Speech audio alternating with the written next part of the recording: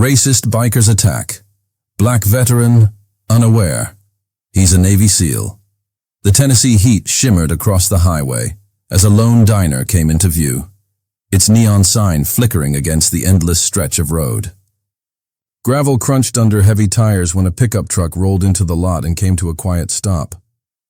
Marcus Kane stepped out, his posture steady, every movement controlled.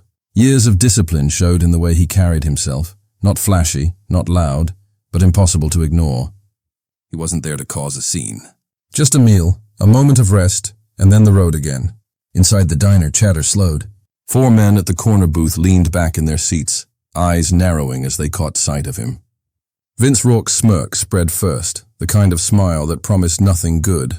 Beside him, Tank Miller cracked his knuckles, while Kyle "Sticks" Harlan drummed impatient fingers on the table.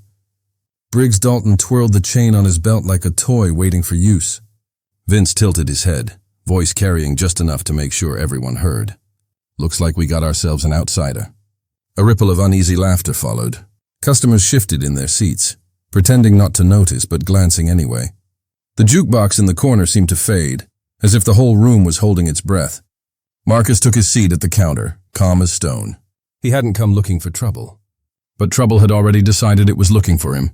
The scent of frying bacon and fresh coffee drifted through the diner, a comforting aroma that usually put travelers at ease. Marcus Kane lowered himself onto a stool at the counter, resting his hands on the polished wood. His eyes swept the room once, cataloging exits, distances, movements, a habit that years of service had burned into him. He had been a Navy SEAL, long retired now. The missions, the noise, the danger, all behind him. What stayed was the discipline, the ability to remain calm when storms brewed around him. He never boasted about where he had been or what he had done. Those memories belonged to him alone. Today he only wanted food and silence. Across the room, the contrast could not have been sharper. Families with children tucked into plates of pancakes.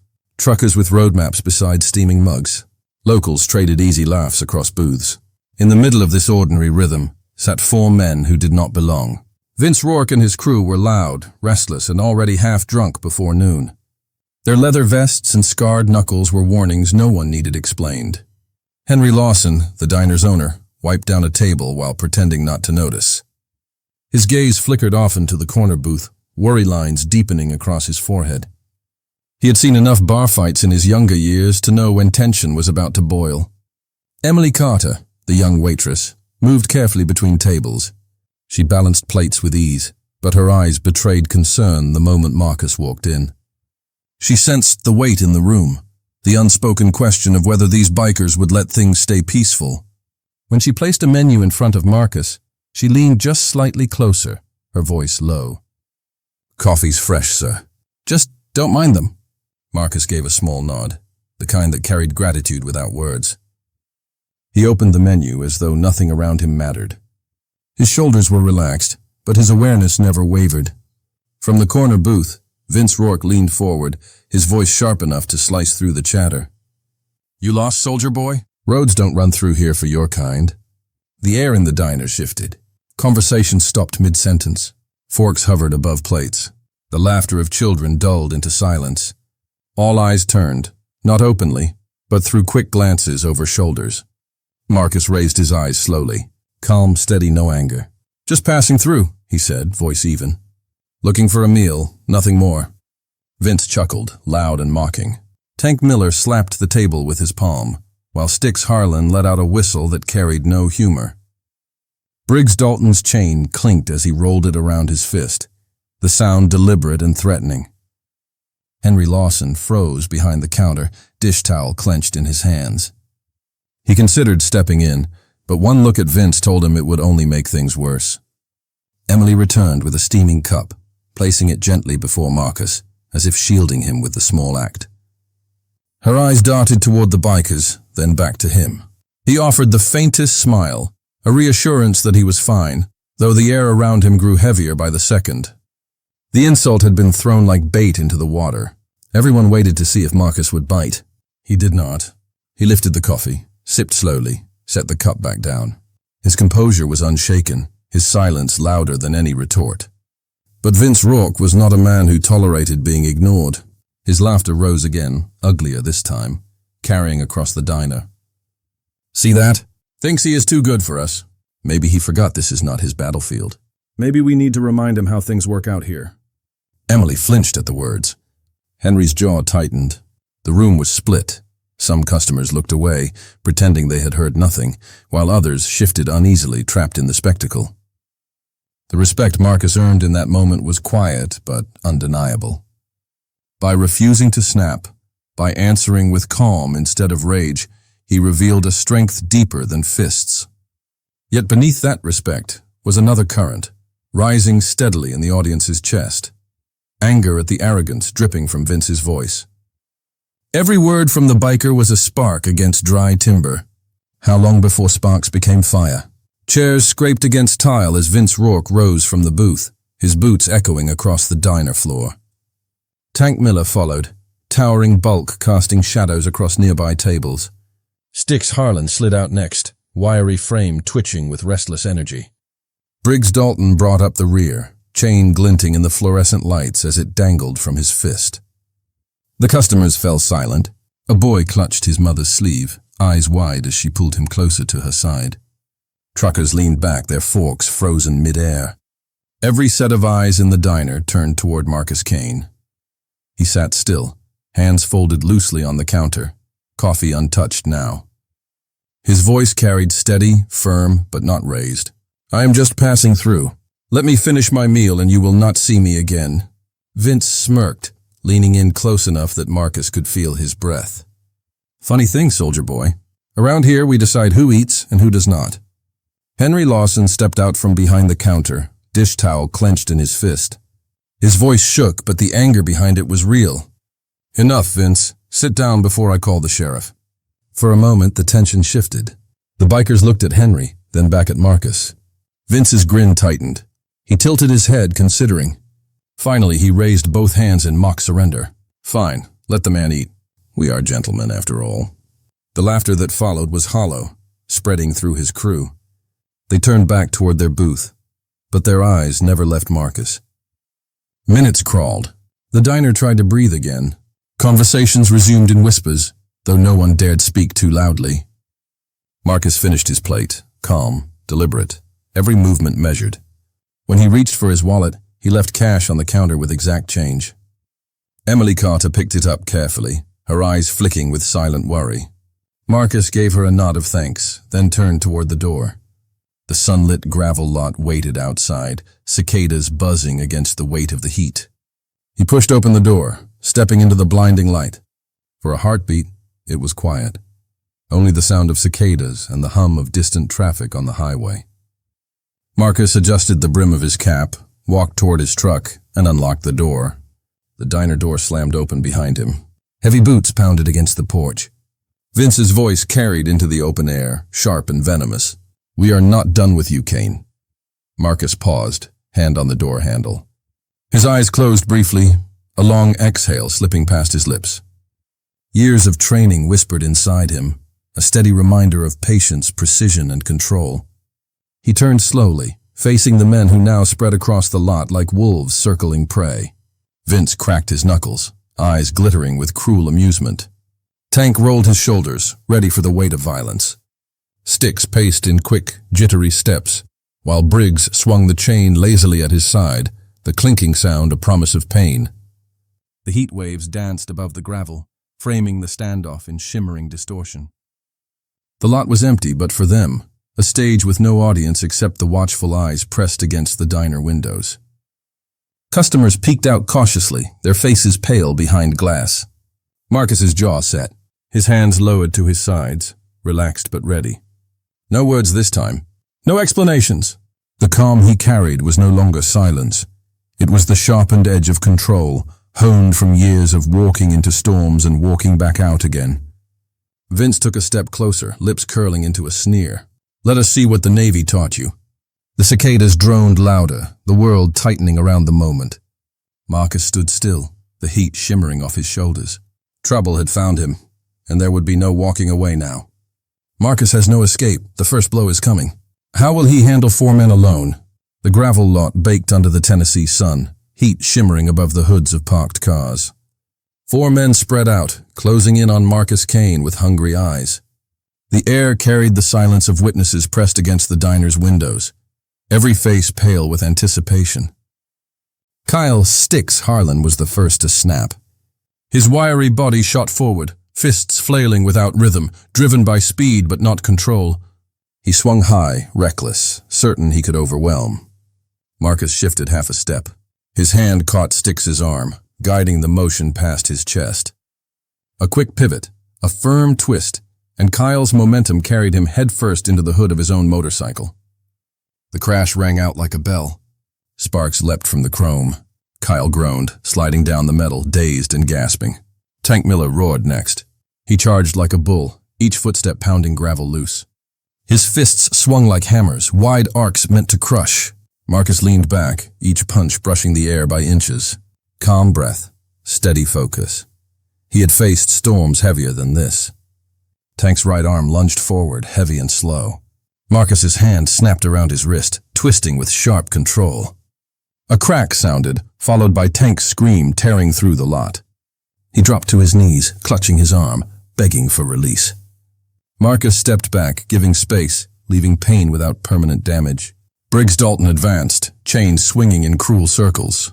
The steel links clattered like a warning, each swing closer, faster, louder. He grinned through clenched teeth, sure that the weapon gave him an edge. Marcus waited.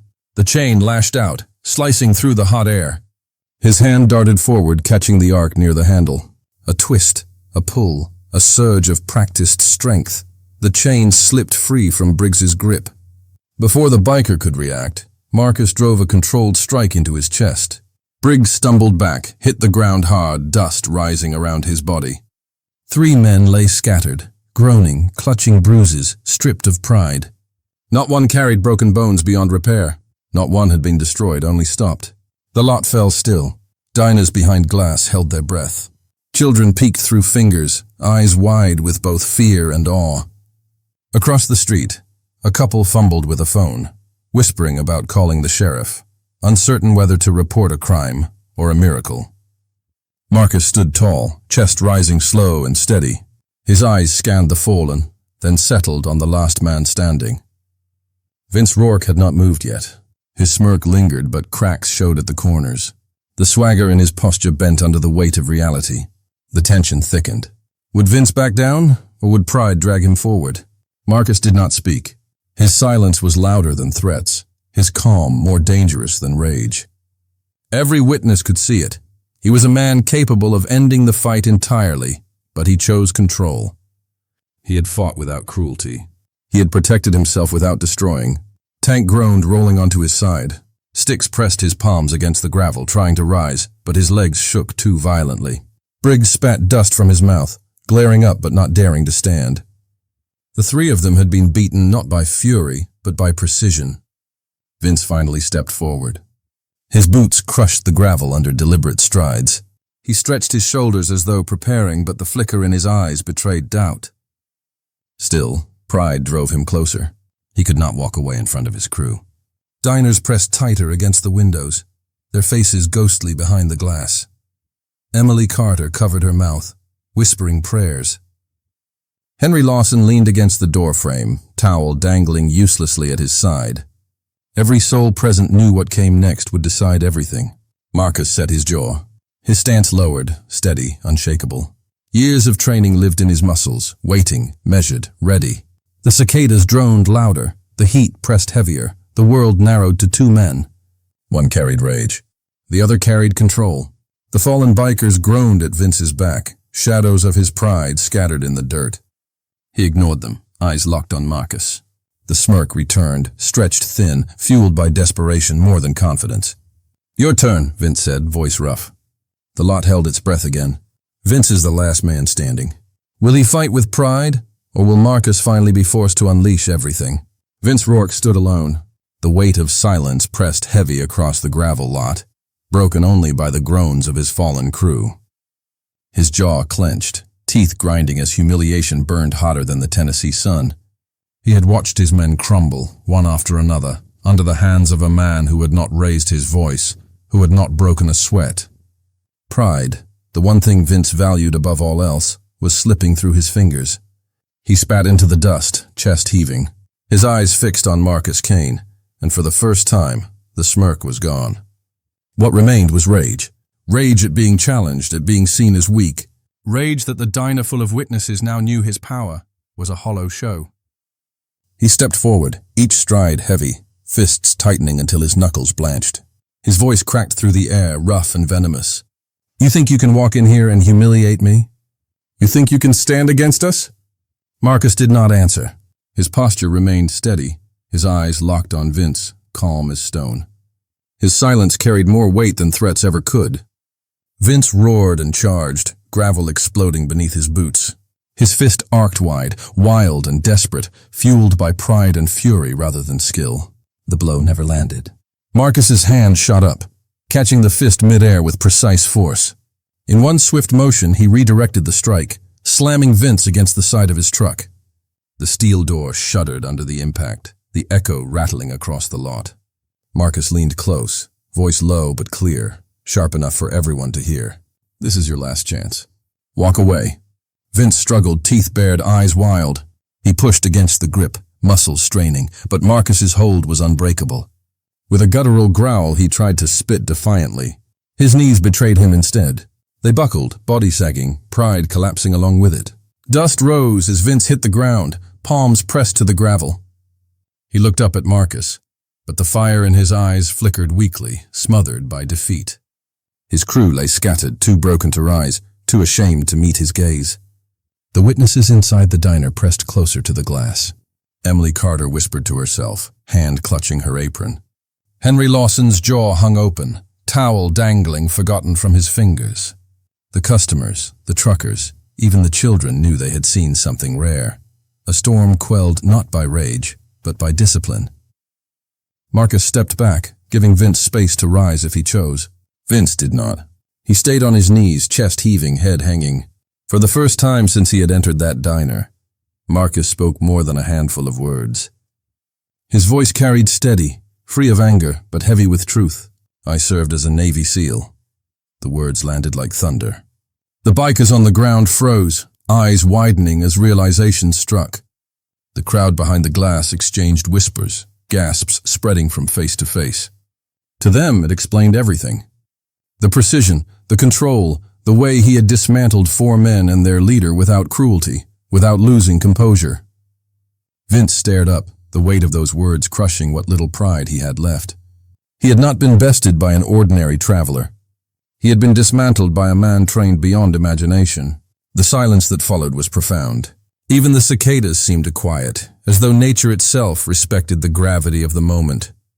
Marcus looked once more at the men sprawled across the lot. His voice was calm, steady, final. "Walk away. Do not come back here. Find another road." He turned toward his truck, hands steady, breathing measured. The fight was finished. The lesson had been given. But the moment did not end. Faint at first, then growing louder, came the wail of sirens cutting through the heavy air. Red and blue lights flickered in the distance, drawing closer with each second. Faces pressed harder against the glass, whispers rising into nervous chatter. Some spoke of justice, others of blame. Would the law see a man defending himself, or would they see only a stranger surrounded by the wounded? Marcus opened the truck door slowly. The decision weighed on him. To drive away meant suspicion. To stay meant questions. Either way, the story was no longer his alone. The sirens screamed louder, echoing across Crossville. The open road that had brought Marcus here now held him still, waiting for judgment. The fight is over, but how will the law interpret what happened? The wail of sirens cut through the heat, growing sharper until a county cruiser rolled into the gravel lot. Red and blue lights washed over the battered scene, casting harsh reflections across broken pride and bruised skin. Dust swirled as the car stopped and 2 doors opened. Sheriff Tom Granger stepped out first. Gray streaked his hair, his presence steady, the kind of man who had seen more than most and spoke only when necessary. Deputy Rick Hayes followed, younger, his sharp eyes scanning quickly, taking in every detail. Both men froze for a moment, surveying the lot. 4 bikers sprawled across the ground, groaning, clutching ribs and wrists. A single man stood tall, unshaken, calm as if he had stepped out of a different world entirely. The sheriff's voice carried across the tense silence. What in the world happened here? Before Marcus Kane could answer, Henry Lawson pushed open the diner door and stepped out, apron still tied tight, his face lined with resolve. Emily Carter followed closely, her hands trembling slightly, but her voice ready. "Sheriff, these men started it," Henry declared, pointing straight at Vince Rourke and his crew. "That man defended himself. Nothing more." Emily's voice rose, steady despite her nerves. "It is true. They harassed him inside the diner, followed him out here, and attacked first. Everyone saw it." Vince, still hunched over in the dirt, forced out a ragged growl. "He jumped us. We were just talking and he snapped." His words dripped with desperation, a last attempt to salvage pride. Emily did not flinch. She stepped forward, eyes burning with courage. "That is a lie. Every customer in that diner saw you taunt him, saw you follow him, and saw who threw the first punch. He tried to walk away. You would not let him." The weight of her words hung heavy in the air, striking harder than fists. The deputies exchanged a glance, and the sheriff's eyes narrowed as he studied the bikers. Sheriff Granger crossed his arms, his voice firm as steel. "You four ought to count yourselves lucky. If I hauled you in, you would be facing assault charges and worse. Now get on your bikes and ride out before I change my mind." Tank Miller groaned as he tried to stand. "Kyle Sticks!" Harlan wiped blood from his lip, shame darkening his glare. Briggs Dalton limped toward his chain, only to abandon it in the dirt. Vince Rourke, beaten but not broken in spirit, dragged himself upright, hate still simmering in his eyes. He spat in the gravel, his voice hoarse. "This is not the last time you will see me." Marcus's gaze locked on him, calm, unwavering. His words landed with the quiet power of truth. "Then learn from today before you make the same mistake twice." The tension broke like glass. Vince said nothing more. One by one, the bikers mounted their motorcycles. Engines coughed and roared, spitting black smoke into the air. Gravel sprayed as they tore out of the lot, their noise fading down the highway until only silence remained. Inside the diner, customers exhaled in relief. Some clapped quietly. Others whispered prayers of thanks. Emily lowered her shoulders, a faint smile of gratitude breaking through her fear. Henry placed a steady hand on Marcus's arm. "You kept your cool when nobody else could have." Not everyone would have shown that kind of restraint. Sheriff Granger studied Marcus carefully, his voice softer now, touched with respect. "Military, right?" Marcus gave a single nod. "Retired SEAL." The sheriff returned the nod slowly, a flicker of recognition in his eyes. "Figured as much. The way you handled yourself, that was not a bar fight. That was discipline." Deputy Hayes glanced between them, still stunned. "Sir, are you sure you are all right?" "I am fine," Marcus answered simply. His chest rose and fell in calm rhythm, as though none of it had touched him at all. The deputies tipped their hats and returned to their cruiser, satisfied that order had been restored. Witnesses drifted back to their meals, murmurs of respect filling the air. Marcus remained still for a moment longer, the gravel lot stretched quiet around him. The fight was over, but the lesson lingered. He had faced hate, and he had answered not with rage, but with restraint. The roar of the motorcycles had faded into the distance. Silence returned to the diner lot, broken only by the soft hum of cicadas and the rustle of warm Tennessee wind. Marcus Kane leaned against his truck for a moment, his breathing steady, his mind clear. Sweat traced slow lines down his forehead, yet his eyes carried no anger. The fight was finished, but it had never been about victory. It had been about control, about choice, about refusing to let rage decide the outcome. He opened the driver's side door, slid into the seat, and rested his hands on the steering wheel. For a long moment, he did not turn the key. Instead, he stared at the fading horizon, the sun lowering behind distant hills, painting the sky with streaks of amber and crimson. A thought formed in the quiet of his mind. Strength had never been about how hard a man could strike or how quickly he could bring another to the ground. Real strength lived in the ability to hold back, to rise above provocation, to protect without destroying. He remembered the jeers, the taunts, the hatred in Vince Rourke's eyes. He knew such prejudice would never vanish from the world. It would always be there, waiting for a chance to lash out, to tear someone down. But the power to answer it with restraint, that was something rare. That was something chosen. As his truck engine rumbled to life, Marcus understood his role in that moment. Not a warrior proving dominance, but a man showing another path. Self-control was not weakness. It was proof of mastery. Dignity was not silence. It was strength carried with purpose. The diner behind him glowed softly, neon lights buzzing back into the night. Inside, people would remember what they had witnessed. Not just a fight, but the way one man carried himself when surrounded by hate. Perhaps it would change how they looked at strangers. Perhaps it would not. But the seed had been planted. The road stretched ahead, endless and uncertain. Marcus eased the truck forward, gravel crunching beneath the tires. His figure blended with the glow of the setting sun, the horizon swallowing him slowly, yet leaving behind a message that lingered. The narration closed like a steady hand on the viewer's shoulder. Hate will always look for a target. But remember, true strength is not in destruction. It is in the choice to hold back, to stand with dignity when others would fall into rage. The strongest man is not the one who wins the fight. The strongest man is the one who refuses to become the fight. That is real leadership. That is real strength. The truck rolled onto the highway, its silhouette shrinking against the golden sky.